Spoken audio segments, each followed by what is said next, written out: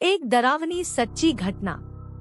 रिया अपने मम्मी सुमन और पापा विनोद के साथ दिल्ली में रहती थी। वह हर साल अपने मम्मी पापा के साथ गर्मी की छुट्टियों में ननिहाल जाती थी।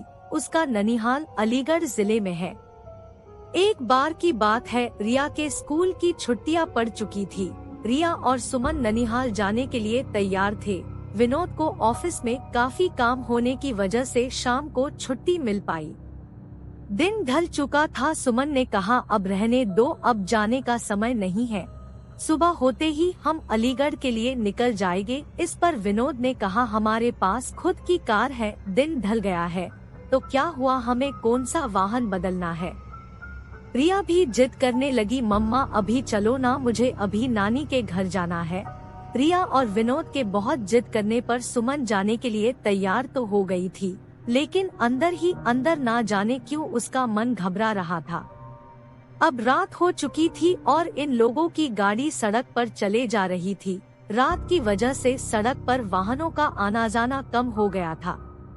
विनोद कार चला रहा था। सुमन और रिया पीछे की सीट पर बैठे थे। जिस गांव में उन्हें जाना था वह गांव अलीगढ़ से करीब 20 किलोमीटर आगे था। वह अलीगढ़ पहुंच चुके थे। आगे का रास्ता कच्चा और सुनसान था, वहां कोई आता जाता भी नहीं दिख रहा था। गाड़ी अब कच्चे रास्ते पर चले जा रही थी। थोड़ी ही दूर चलने पर गाड़ी अचानक रुक गई। रिया ने पापा से कहा, पापा क्या हुआ, गाड़ी बंद कैसे हो गई। विनोद ने कहा, पता नहीं बेटा, उतर कर देखता हूँ। सुमन ने कहा, जल्दी देखिए और यहाँ से चलिए, कितना सुनसान रास्ता है, मुझे कुछ ठीक नहीं लग रहा। कार से उतरकर विनोद ने गाड़ी के बोनट को खोलकर देखा, लेकिन गाड़ी में कहीं कोई कमी नहीं दिखी। वह कार के अंदर आकर बैठ गया और कुछ सोचने लगा। तभी सुमन ने कहा, क्या हुआ, चलिए ना। विनोद अभी भी कुछ सोच रहा था। फिर सुमन ने रिया के पापा के कंधे को पकड़कर जोर से हिलाया और कहा, क्या हुआ, क्या सोचने लगे, मैं कह रही हूँ चलिए यहाँ से, मुझे बहुत अजीब सा महसूस हो रहा है।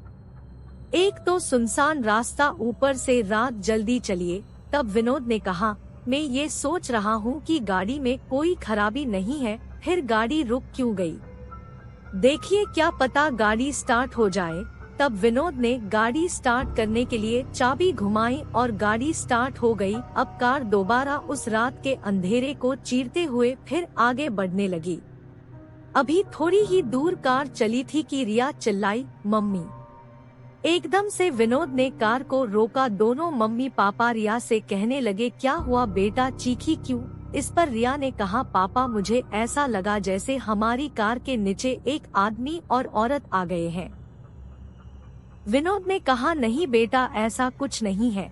अगर वह औरत आदमी हमारी कार के नीचे आ जाते तो हमें भी तो पता चलता, और वैसे भी रात बहुत हो गई है, मुझे नहीं लगता ऐसे में इस रास्ते पर हमारे अलावा कोई और होगा।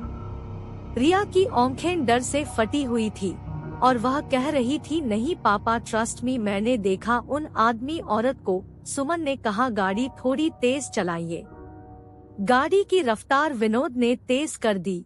तभी कार के शीशे में विनोद को एक डरावना चेहरा दिखाई दिया। उस डरावने चेहरे को देखते ही विनोद का हाथ स्टीयरिंग से छूटा और गाड़ी का बैलेंस बिगड़ने की वजह से गाड़ी इधर उधर चलने लगी।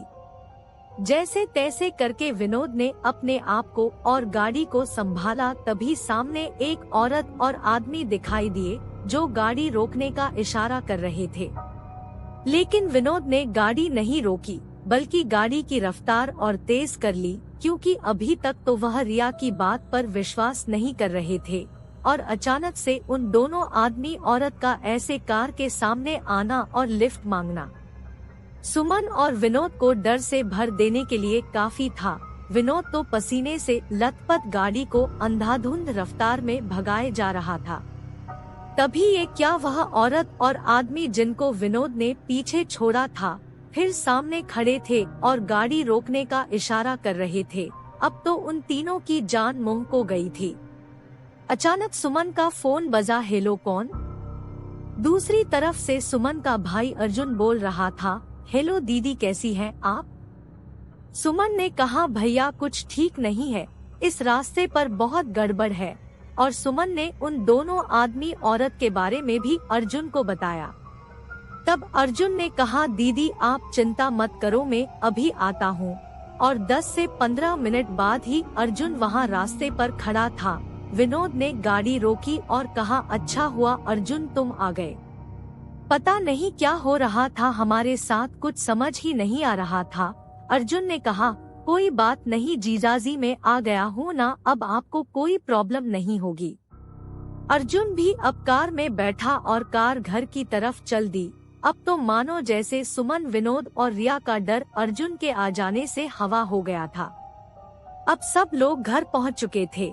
अर्जुन ने कहा, लाइए जीजाजी कार की चाबी मुझे दीजिए, मैं पार्क करके आता हूँ, आप अंदर जाइए। विनोद ने कहा, ठीक है, और चाबी अर्जुन को दे दी।